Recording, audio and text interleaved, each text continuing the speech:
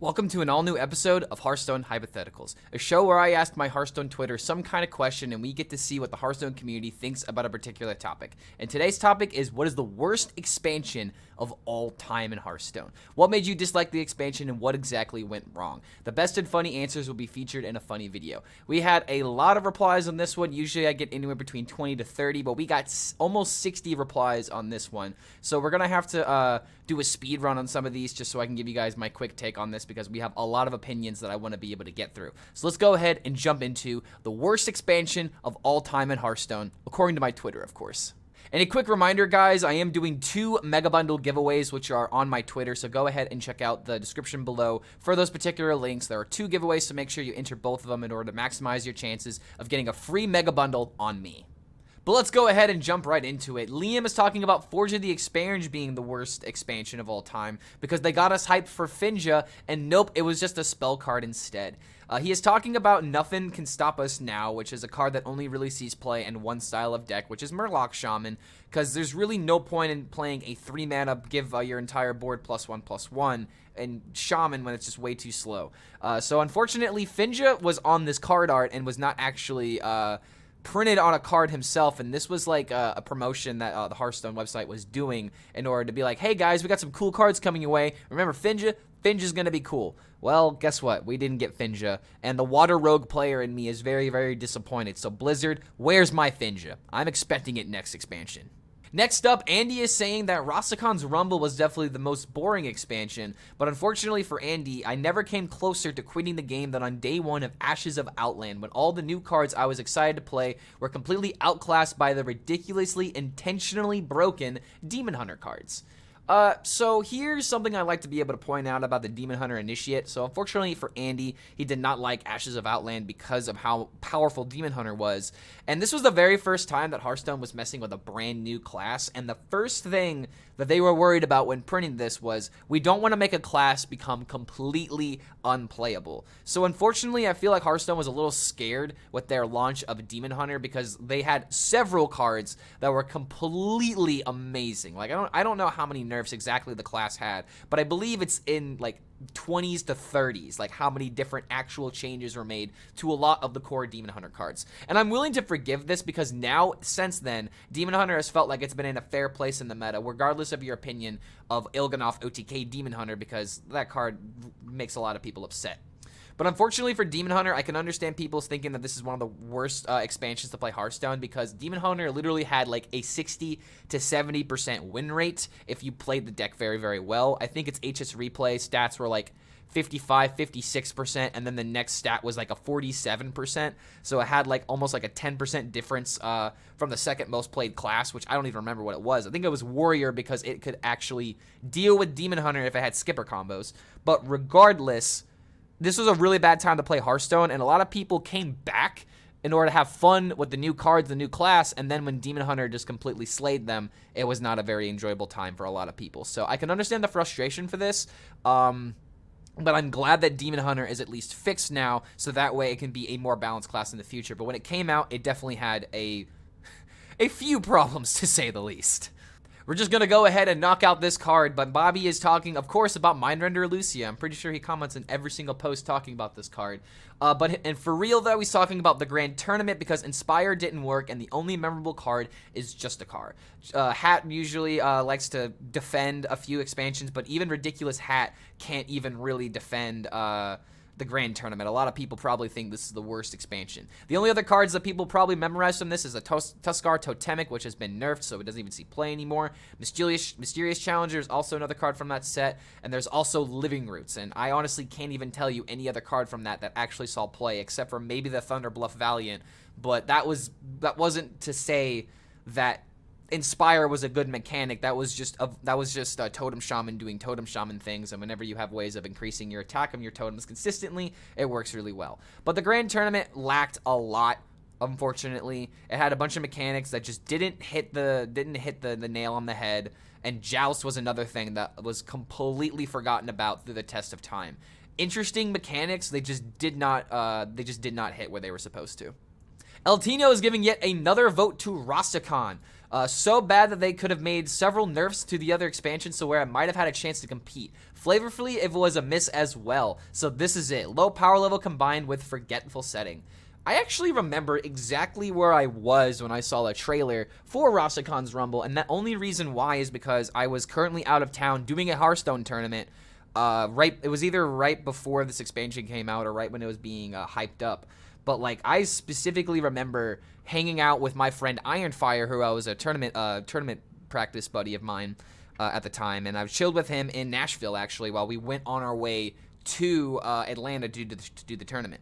But unfortunately, after Rastakhan's Rumble came out, there really weren't a lot of cards from that set that were really that impactful. And unfortunately, it's often forgotten about because the Loas really didn't do that well unless you were Shaman or maybe Rogue. Yeah, those are the only two Loas that really saw that much play. There was also Holy Wrath Paladin. The legendaries were kind of hit and miss. And there's just a lot of forgetful things in this expansion as I'm literally trying to remember some of the more meaningful cards in this expansion, but I literally can't. Like, Rastakhan's Rumble, I felt like had a lot of flavor to it because of, like, all the tribes, and I personally liked the idea of like, the arena, for example. I'm not really too familiar with the World of Warcraft lore, but when I saw that video in the trailer, I was really excited for this expansion, so it's just really sad that it didn't hit where it was supposed to. Ridiculous Hat is often the voice of reason within the Hearthstone Twitter realm, and he, of course, is saying the Witchwood, which I feel like a lot of people would agree with. The mechanics introduced were odd and even in Echo, and they were both deeply problematic. Once even and odd was removed, well, just look at the rest of the set. Rush kind of started here, but it was clearly intended to be a permanent part of Hearthstone going forward, so Witchwood does not deserve the credit for that. And I would honestly agree with everything in this. Like, Gen and Baku were literally the very first cards rotated to a Hall of Fame, before any other cards before their rotation season, and it's because odd and even decks were too good. They were too consistent, and unfortunately, it was just one of those requirements that sounded really good in theory, but then in application, it was just way too consistent. Even Paladin was one of the most broken decks I have ever played in my life, especially when Call to Arms was 4 mana, and Odd Paladin's another really, really busted thing. Odd Warrior, Odd Demon Hunter, Odd Rogue, even Hunter now is really good in Wild, so Gen and Baku are still responsible for a lot of really good archetypes within the meta, because hero powers being enabled every single turn is just consistency that does not need to be done in Hearthstone, because it's just way too powerful. But then when you look at the rest of this, Echo is literally a keyword that was nerfed because 0 mana cards should not exist if you can play them infinitely. That's just too problematic. There's too many things that get in the way of Hearthstone being balanced whenever 0 mana mechanics are involved. And Rush, while it was started in the Witchwood, like Ridiculous Hat said, we've had so many ways of Rush being implemented into the game since then. It was not supposed to be just in this set, much like the other keywords were. So Witchwood does not get to have the successful story of starting Rush because Echo and the odd and even mechanic were so badly interpreted for the game. I'm going to put it that way because of how people actually played the card. It wasn't necessarily that the design was that bad, it's just that it was way too specific, in my opinion. And sometimes that specificness can lead to a lot of problematic. So odd and even decks definitely needed to tone it down a little bit. Grandmaster Luna is talking as well about the Grand Tournament. Not a huge fan of the payoff most Inspire cards can give, except for Murloc Knight. And that's actually another card I did forget about. My other example was Thunder Bluff Valiant, which was an amazing Inspire card that worked for Totem Synergy. But then when you had Paladin being able to use their Inspire cards, they only had Murloc Knight, but Murloc Paladin was actually a playable archetype throughout a lot of these expansions around this time, just because they had essentially a new Murloc printed in the set almost every single time. And I can't remember exactly what came after the Grand Tournament, but I'm pretty sure there was more stuff that came in support for Murloc Paladin. So this was an archetype that really didn't go away for like a year after Murloc Knight was printed. So I will give the Grand Tournament a little bit of points there for that reason. But Murloc Knight is just not good enough in order to make the Grand Tournament that much memorable because, again, what other Inspire cards can you think of that are really that good? There's the Raider that gains +2/+2 every single time you hero power. Like, It's kind of interesting how hero power mechanics are either game-breaking or they're absolutely trash when you look at, like, Inspire versus Gen and Baku making your hero power upgraded or less mana. So it's just like, unfortunately for the Grand Tournament, I think it's always going to be remembered as one of the worst Hearthstone expansions of all time.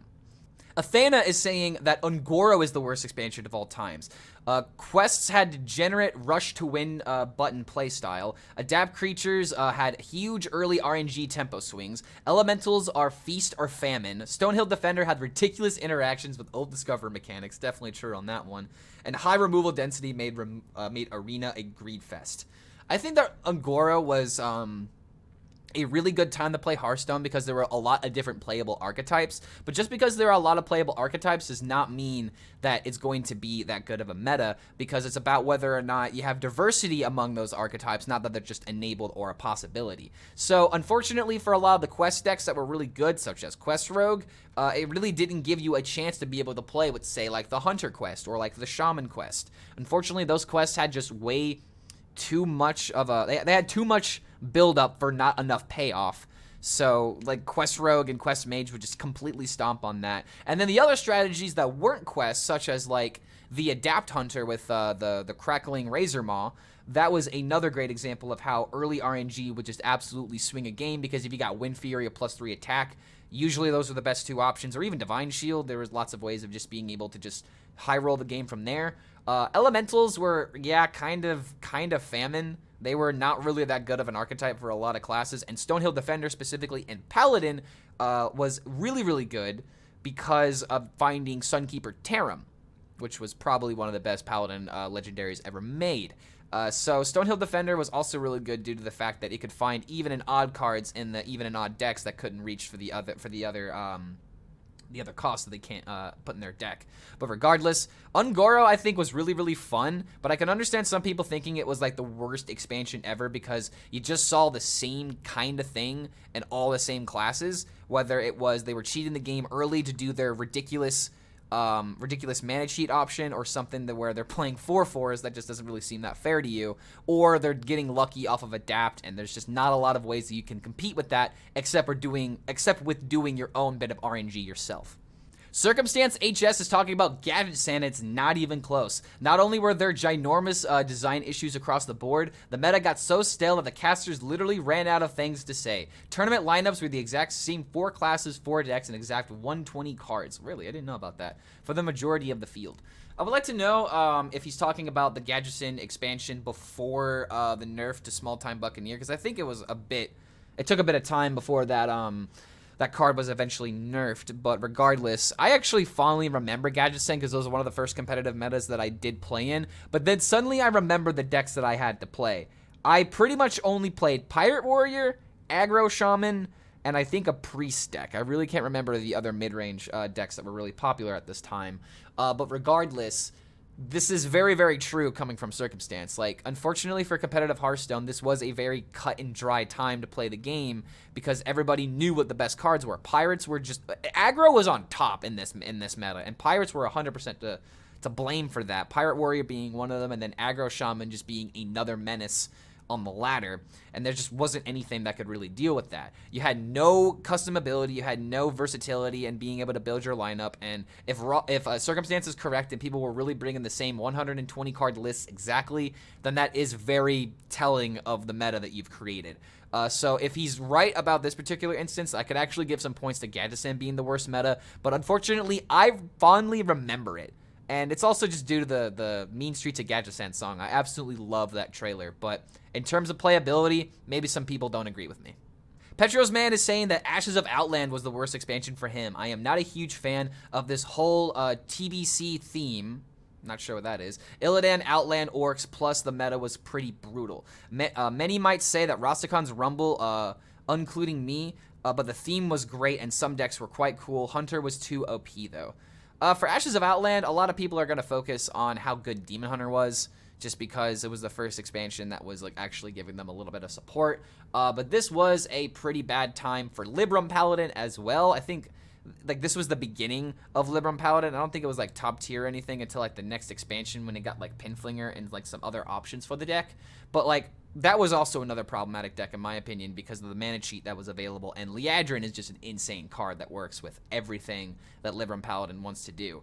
But I really can't remember what the other Outland decks were, except for like Enrage Warrior. Like Enrage Warrior was another deck that started around this time, and it just stuck throughout all of the expansions of Ashes of Outland, and I feel like that was one of the best decks to ever exist in Hearthstone for playability reasons.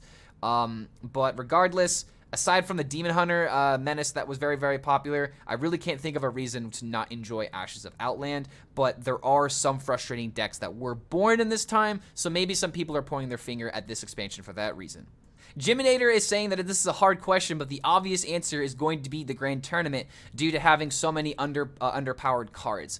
I've hated Mean Streets of Gadgetzan being a set that only fueled some of the worst metas and having a lot of trash. Does Dirty Rat and Shaku existing save the rest of your set? I don't know. Dirty Rat being on this list is very, very weird because Shaku was a card that sort of saw play and then kind of fell off when more cards got printed. But Dirty Rat is still a very, very unique card that came from the gadgets from the Mean Streets of Gadgetzan. And that was part of the reason why I kind of enjoyed this meta. I really enjoyed Dirty Rat as a mechanic. Like, yeah, I'm a combo player. Whenever Dirty Rat pulls out my Mechathune and my opponent kills my Mechathune, yeah, I'm going to be upset. But I love the kind of versatility that Dirty Rat can bring to Hearthstone, and that's why I actually enjoy it. But a lot of people remember, you know, Dirty Rat coming out in this expansion and just want to... I hate this card. I hate this expansion kind of deal. Shaku was interesting, but unfortunately, as a 3-mana 2/3, it's just been kind of overshadowed, pun intended, over the test of time. So it doesn't really save the set in that regard. The only other cards that I can immediately think of in Mean Streets of Gadgetzan also include pirates, so such as Patches, and all of those amazing aggro pirate tools for Warrior. So it's just like... I like Mean Streets of Gadgetzan a little bit, and again, it's because of my bias, because this was one of the very first metas that I ever played in Hearthstone competitively, so I'm probably just out of my element here, because a lot of people, even Luna, also agree that the Grand Tournament and Mean Streets of Gadgetzan might be their bottom two, so I might just be the odd man out here in this particular instance. Scrolling down a little bit further, we're seeing a lot of the same answers. Grand Tournament, Witchwood, Grand Tournament, Rastakhan's Rumble, Ashes of Outland yet again, Demon Hunter and everything about it, and how broken it was. There was a lot of negative emotions that went to that. But this is the very first comment that I'm seeing about the Boomsday Project being boring. About the Boomsday Project being boring. Magnetic and Hero Dr. Boom were so tedious and boring. The only good thing was Ziliax because Unity, Precision, Perfection. And I actually didn't 100% enjoy the Boomsday Project meta as well, but that was mostly due to the fact that I felt like there were only really 2 classes that were being played, and this was also when Specialist was a format that just came out.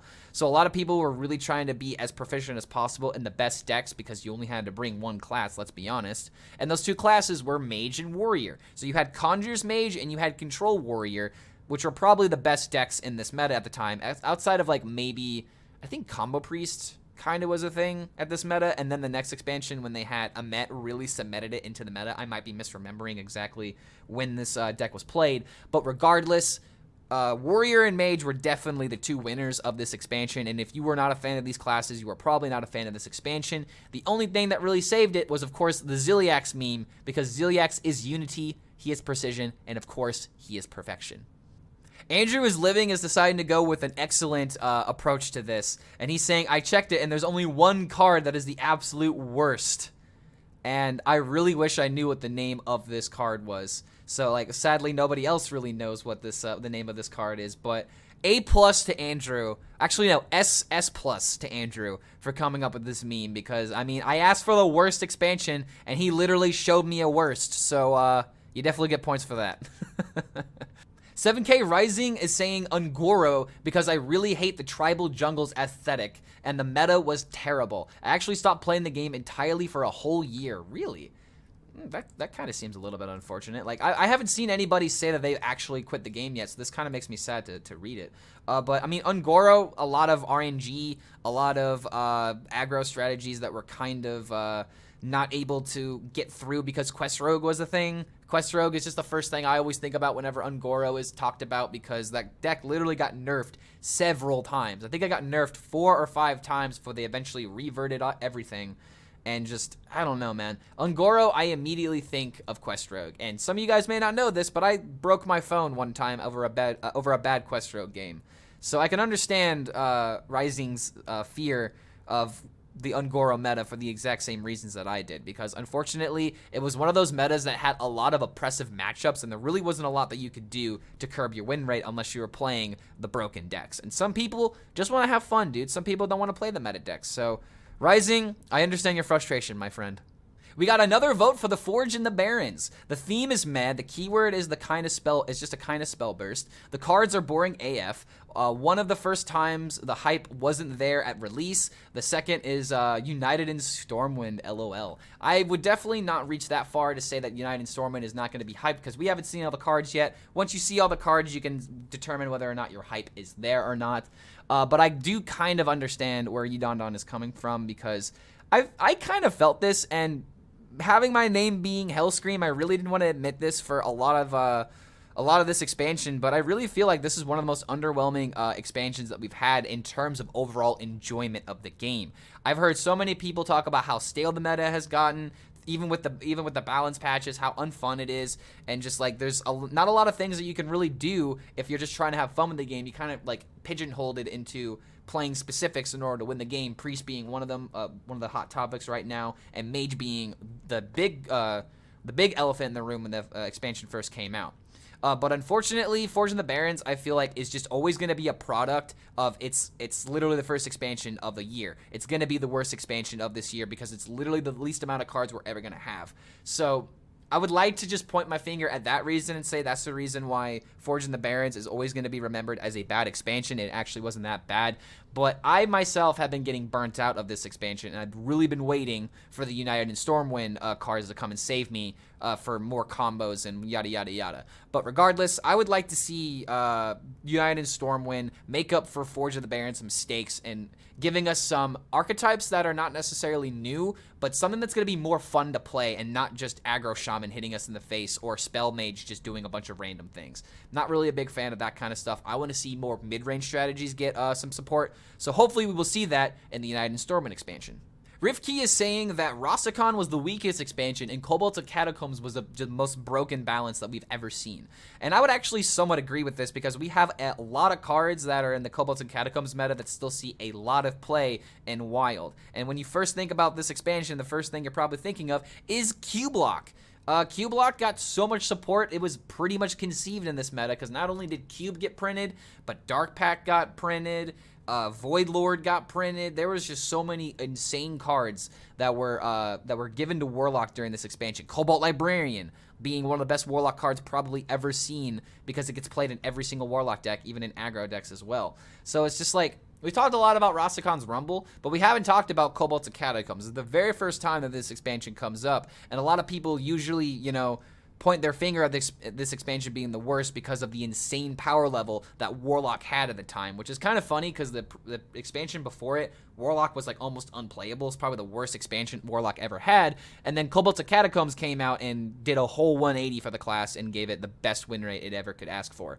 And then there's also cards like Skull of Gul'dan, which I'm pretty sure came out in Kobolds of Catacombs as well, since yeah, legendary weapons were a part of that. But yeah, Kobolds of Catacombs I feel like doesn't get the vocal hate because there were so many really cool archetypes around here. But Rastakhan Rumble is just, that's something that we've learned. It's the weak class. It's the thing that just had a lot of underwhelming cards. But if you're going to learn one thing about a different expansion today, Kobolds of Catacombs was probably the most insane set that we've ever had in terms of pushing up one archetype to insane heights. We're starting to get into some other expansions here because Heber is saying that Knights of the Frozen Throne because being a free-to-play player when Anduin was a thing destroyed my head. This is actually a really good point that I had not thought about because Knights of the Frozen Throne is debated to be one of my favorite expansions of all time, if not my favorite one. And I really like the Death Knights specifically because I like the idea of being able to have these cards that enable late game strategies. Also, Exodia Paladin's one of my favorite deck of all time. So that Death Knight is mainly the reason why I enjoy the expansion so much. But I also played a lot of Raza Anduin during this expansion. It was one of the main expansions that I tried my hardest in the competitive scene, and ended up getting a 24th placement in a DreamHack Open Cup, in a DreamHack Open tournament. So that was really, really one of the best experiences I've ever had in competitive Hearthstone. Probably my best tournament experience ever. But regardless, being a free-to-play player against the Raza Menace was probably the worst thing ever because aggro could not beat this deck a lot of the time. Like, if they didn't draw their Araza and they didn't draw their Anduin, then maybe you had a chance, but every single time those cards were played on curve, you just felt like you had no chance of winning. This deck was probably an SSS tier because it was so freaking good, and I'm not sure if there's a lot of other decks that can really compare to how good Raza Priest was during its conception in the Knights of the Frozen Throne. There was also Druid at the time. Druid was also really, really good. But Raza Priest could sometimes beat the Druid insanity of like the massive armor turns because Velen's a card. But regardless, I think Knights of the Frozen Throne is one of the best expansions of all time. But if you are somebody who couldn't enjoy those cards, all you have are negative memories of that. So I can understand why Hibber is saying this is not his favorite expansion. Okie Jack is saying that he did not like Saviors of Uldum. It was a really good expansion, but it was responsible for Flak Mage, Flame Ward, Cloud Prince, and 3 other cards that didn't need to exist, and that makes it much worse in my opinion. Shout out to Knights of the Frozen Throne for bringing us the Druid class, Anduin and Gul'dan, who didn't need to exist either. Yeah, so those are 3 Death Knights that are still kind of plaguing Wild to today, especially Gul'dan and Anduin. But Uldum was an expansion I really didn't like, and it wasn't due to the cards that came to it. It was because of the Doom and the Tomb expansion. If you guys are aware, Savior of Uldum had a card called Desert Hare, which was a 3-mana 1/1 that summoned 2 other Desert Hares. And, well, Hearthstone thought it would be a great idea to add Evolve into the mix yet again, because Doom and the Tomb I thought was an amazing event where they would bring wild cards into the standard meta and kind of shake things up a little bit. But Evolve literally warped the meta. It literally made Evolve Shaman so good that it was the only deck that a lot of people were playing, or you were playing decks that countered it, and there really wasn't a lot that could counter a turn 3 3/4 drop play. Like, that was just how good this deck was, where if you would literally do that, your win rate was like an 80%. It was absolutely obscene. Like, and this was also a meta. It was also a meta that yours truly tried to play a Masters Tour Qualifier Cup, and I actually got 2nd place. And in my 2nd place, like, I didn't get anything, man. Because, like, I went up against somebody that had the Evolve Shaman and, oh god, Combo Priest. This is also very popular at the time because of High Priest a Met. So it's like, I don't like Uldum whenever I think about it, dude. It brings back a lot of bad memories because I have literally not been closer to qualifying for an Open Cup since the Saviors of Uldum meta. And this meta is what really threw a wrench in my competitive ideas for Hearthstone. So it's like, whenever I think about where exactly did I go wrong, I think about this meta because it was the very last Qualifier Cup that I played. It was the very last one, and I got 2nd place in it. I was completely crushed, wouldn't you? I was completely crushed, man. There's really no other way to look at it. As much as I hate to admit it, we have yet another vote for Forged in the Barrens. Honestly, I must say that I dislike Forged in the Barrens the most. It is a meta where only aggressive decks are viable, except for Control Priest, which is a different kind of cancer. The Deck of Lunacy meta was peak Barrens, and that was already horrible. I think that, unfortunately, like I said earlier, Barrens is responsible for these bad metas only for the fact that it's the least amount of cards that we're ever going to have. And if you look at the 2 decks that are mentioned here, Control Priest and Deck of Lunacy Mage, those are literally 2 decks that thrive off of the randomness the best because it's the most consistent random that they're ever going to have in this expansion. I think that this next expansion is going to be very vital for Deck of Lunacy to be kind of knocked down a few pegs. Control Priest is also something I would like to see nerfed a little bit, if at all possible. And I don't mean like directly nerfing the cards, I just mean printing cards that make the class a little bit less consistent with being able to discover random cards, because that's the biggest problem I feel like it has. Its discover pool is literally the smallest it'll ever be, so it's the best chances that you can to hit the cards that you want. So every single time I think about the Forge, I always think about that particular reason on how it's always going to be taken advantage by its low card pool. So these 2 decks, Control Priest and Deck of Lunacy, are literally all about taking advantage of Discover, which makes sense and why these were the best decks at the time. And aggro had to be the option because you had to be able to out-aggro these guys. Because, I mean, if you let the game go on until past, like, turn 6, you're just not going to have anything happen. You're just going to get completely high-rolled by random. And mid-range isn't even a thing, so let's not even pretend that's even an argument right now, because mid-range really needs a style that actually works outside of just, like, the one hunter deck that a mid-range deck can take advantage of. But Forge in the Barrens, I've said this a few times, is a product of its environment, and its environment is a lot of Discover cards are just really good right now. So hopefully it'll start getting a little bit curved once we get some more cards added into the card pool. All right, so we've gone through a lot of these replies, but I'm going to go ahead and do a speed round on the rest of these because I feel like we're just kind of repeating ourselves with a lot of the same expansions coming up over and over and over again. So let's go ahead and do a speed round. Karazhan, the adventure itself, by the time that I was finished... that I finished Heroic Solo mode, I started seeing demonic silverware in my dreams. It's been a few years, but I don't trust Forks completely. I absolutely hate Discard Lock for exactly this card that she's bringing up. So I do not like Karazhan for specifically that reason. There was also a lot of random portals, so that's another reason why a lot of people did not fondly remember Karazhan. Rastakhan's Rumble felt very underwhelming. We have all said that because unfortunately there was not that many cards that really worked within the set. The Witchwood, such a weak expansion for only the broken and even cost cards. The only other card I can even think of from the Witchwood outside of like Gen Baku was like Shutterwalk. So there's not really a lot of powerful legendaries, and I remember Ridiculous Hat saying in this thread somewhere that all the other legendaries outside of like Shutterwalk and maybe like Test Greymane were just so terrible. So Witchwood definitely gets bad points for that. I can't remember, but Forged in the Barrens was kind of meh, except for probably the mini set and probably Ashes of Outland. Demon Hunter absolutely ruined it, and we've already talked about why Forged in the Barrens isn't that good. This is actually the very first comment that we've seen about Descent of Dragons with the Galakron meta almost made me quit, so probably that. I honestly wasn't a big fan of Galakron until the other expansions came out because Galakron Priest was frustrating because of infinite stuff. Galakron Warrior was annoying because it always hit you in the face. Galakron Shaman was annoying because of how inconsistent it was. And Galakron Rogue was annoying because of Highlander Galakron. So it's like, all of those decks had a time on the spotlight and were probably problematic at one point, but they were kind of overshadowed by a lot of the other cards in this set, such as Dragon Queen Alexstrasza, and there were a lot of really good cards that were printed in Descent of Dragons. So I think Galakron was fine as you look at it through the lenses of time, but when you were in that meta, it just didn't really feel like a lot of fun. Cloudy is also saying One Night at Karazhan because he has PTSD from Barrens. It's a very good point. I always forget that Barrens comes from One Night in Karazhan. But unfortunately, Barrens doesn't see a lot of play anymore, so this is kind of an old take, I would say.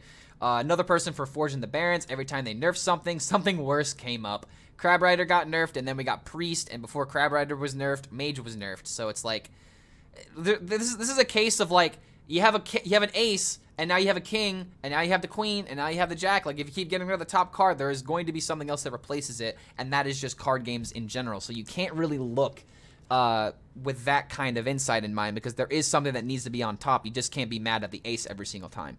Ashes of Outland, the Demon Hunter class was not tested. Nope. Nerfs, nerfs, nerfs after nerfs. Aside from that, it was good. I think that their testing wasn't necessarily, that it wasn't not tested, is that they were just too scared of making the cards a little bit weaker. Like, I don't know, maybe this is a bad take because some people just really don't like Demon Hunter, but I really believe that they just overlooked a few things. It wasn't that they didn't test it, but at the same time, there were like 25, 30 nerfs, so a lot of people probably won't agree with me on that. The Grand Tournament, my first pre-order and packs were garbage. It didn't help that the set was also garbage. Sadly, that's kind of the thing that everybody agrees with. That set just did not have a lot of cards. Witchwood, because Shutterwalk is a broken card. Objectively, if you disagree, you're wrong. I mean, I can't disagree. It is a very broken card, but it's a very fun card, so I'm willing to look past it. The Witchwood, yet again, it was spooky. I didn't hit Legend because of the spookiness. Too spooky, 5 me. The Grand Tournament, because it failed to inspire us. I haven't read through all of these, so that's the very first time that I've seen that. Well played, Ace. Rastakhan's Rumble was a fucking blur. Yeah. The only deck I really remember from the time was Holy Wrath Paladin. I really can't think of other decks. Maybe except like Taunt Druid. Yeah, actually Taunt Druid was really good at this time because of Hydronox. So that also worked out fairly well. The Grand Tournament, which, funny enough, was the first time that I got Legend. Both Inspire and Joust completely failed as a useful mechanic, and Secret Paladin led to become an oppressive force for the following expansions. Yep, that's pretty much what the Grand Tournament was. It was the Secret Paladin simulator, and there wasn't really a lot else to the deck. Inspire and Joust, probably the worst keywords that we've ever seen. We got another vote for Gadgetzan. Apparently, Adam was not a fan of the Pirate aggro decks, Raza Priest, and Jade Druid, which were literally the big 3 decks at the time. So unfortunately for him, that was just not a good expansion there because hand buff sucked and it just didn't get support until later on. Hand buff is good now, so hopefully you're having some fun with that stuff in Wild. Chewy is saying Scholomance, and I think this is the very first time someone said Scholomance outside of Dabs because of Mind Render. But Scholomance can be an expansion that a lot of people don't enjoy for the fact that there's a lot of really, really powerful cards, and a lot of the good cards that people don't like, such as Penflinger, came from that set. Penflinger's been curved, has been nerfed since then, so his win rate is not as high as it used to be, but there's still a lot of problematic cards from Scholomance Academy, such as Jandis. Even though it's been nerfed to 6 mana, it is still a very, very good card. And there's just a lot of cards that Rogue and Mage specifically got in Scholomance Academy. And honestly, every class got a lot of really good stuff because of the dual class system. Like, with Paladin having Barav as well as Warrior, that works out in a lot of different archetypes as well as in Standard and in Wild. But Scholomance Academy had a very high power level, so I can understand some people not liking the expansion because of that. Gustavo is saying Barrens. Low card pool. That's really all I can really talk about at this point. We got another vote for Rastakhan, another vote for Grand Tournament. Karazhan. Good lord, everybody just does not like these expansions. We finally got our second vote for Galakrond's Awakening because I remember being so hellbent on making Legend for the first time that I spent $10 on it after swearing that I wouldn't get it just to get the Frenzy Fellwing, and then the amazing Reno to support my addiction. So pretty much some people thought that they had to pay some additional money, and this is something else that I did forget about Galakrond's Awakening specifically, is that you did have to pay money in order to get these really, really good cards that needed to be in your collection. Like, if you didn't have Frenzied Fellwing, if you didn't have Risky Skipper, if you didn't have Reno, you couldn't play a lot of these archetypes that use these cards because they were the reason why these decks did so well. So for the pay-to-win aspect, probably didn't enjoy that. A lot of people didn't enjoy that. But overall, I feel like Galakrond's Awakening, the cards were very, very impactful. I just wish that you didn't need to pay money for them. But let's go ahead and finish out the rest of these replies. The Grand Tournament, hands down, nothing really impacted the meta besides Mysterious Challenger, and I wasn't a fan of that. A majority of the cards are pretty boring too. Justicar was neat, but that's pretty much it. Grand Tournament, that's a lot of people's opinion. Mysterious Challenger was the only good card, and Justicar enabled Warrior to do some pretty cool things. And that was the only thing I really remember from that, was Justicar and Wallet Warrior. Xavier is saying Rastakhan and GVG were pretty bad. A lot of people agree with that because they were just very forgettable. For me, it was definitely Mean Streets of Gadgetzan, Big Green Men, and the guy who was in charge back then. Pretty annoying. Those are the only two decks that were really being played, were Jades and Pirate decks. I really can't think of even a third archetype that was even that playable. Yeah, Kazakus came out during that time, and it was somewhat decent, but compared to Green Men and compared to Pirate Warrior, it just wasn't on the same level. League of Explorers. I think this is the first time somebody actually said this on this list. Yes, I play Reno decks, but he can never have been printed. He can never have been printed so aggro can be the King Kong of all. So apparently Andy just wants aggro decks to not have to lose to Reno decks, but I feel like Reno is a very fair card, and I don't really want to see it get dusted anytime soon. And the last reply that we have has to be the Grand Tournament, even though it did give us the best Hearthstone pack opening content of all time. And right here, he is referencing the guy who got Bolf Ramshield, I think, 6 times. And I'll just go ahead and play the clip for you guys in case you've never seen it. And an Ice Rager, baby. The share screen isn't working for me. Yo! Is it Gorbot? Yeah, gross. Oh. Bolf Ramshield. Do you want me to reset the share screen? First legendary Bolf Ramshield. We're starting off to a pretty fucking bad start here. So you can get a golden Bolf Ramshield. Nope. I'm on. No. Hey. God! What the heck? This game sucks. You are getting my goldens, dude. This game sucks. Yo, legendary. God damn it! Second Fist of Jirax! Golden Fist of Jiraxes! What the fuck is this game? Oh, you're getting Rex paid. What the fuck, dude? 3 Bolf Ramshields. 3 Bolf Ramshields. Spiders. Holy crap, I'm just getting a lot of rares out of my packs now. I thought about keeping it because, you know, 3 golden spiders, that would be OP. Legendary. Fuck! Oh my god. This game sucks, dude! It's hilarious. That's Golden Coliseum Manager, baby. dude. I think it's like my 3rd mulch, too. Hey! Oh! Fuck! 4 regular Bolf Ramshields and a golden one. This game sucks! You are getting my goldens, dude. What the fuck, dude? hate this This game. guy just. Fuck me, dude. Golden Bolt. I finally was like, oh, got the golden legendary. Nah. Nah. Hey man, you get a free legendary of your choosing. This game sucks. Think of it like this: it's the same as any other golden bad legendary. Hey, there we go. No! No! No! No! What the fuck? Oh man, dude, you're so bad. You got. Oh, that's fucking hilarious, dude. But after watching that video, I hope you guys realize why there is duplicate protection like Jose is talking about. Because good lord, if we did not have duplicate protection, this would still be a problem. But luckily, Hearthstone is able to fix what needs to be fixed and give us the cards that we want. So that way we're not stuck with 5 of the same exact legendary that we have to dust and then only get 1 card instead of missing 5 legendaries like we should have. So, yeah, shout out to Hearthstone for giving us duplicate protection all the way back then. I'm pretty sure it sparked because of this meme. We've gone through a lot of replies today, so of course this is going to beg the question, what does Clark believe is one of the worst expansions of all time, if not the worst? And well, I don't really want to say this is my least favorite expansion because of the cards that were involved with it, but I'm gonna have to say it was Saviors of Uldum, literally just because the Doom in the Tomb event was the most frustrating time I have ever had to play the game. And like I told you guys earlier in my story, I played an Open Cup, the very last one of the entire Masters Tour qualifier system for this particular expansion, and I got 2nd place in that tournament.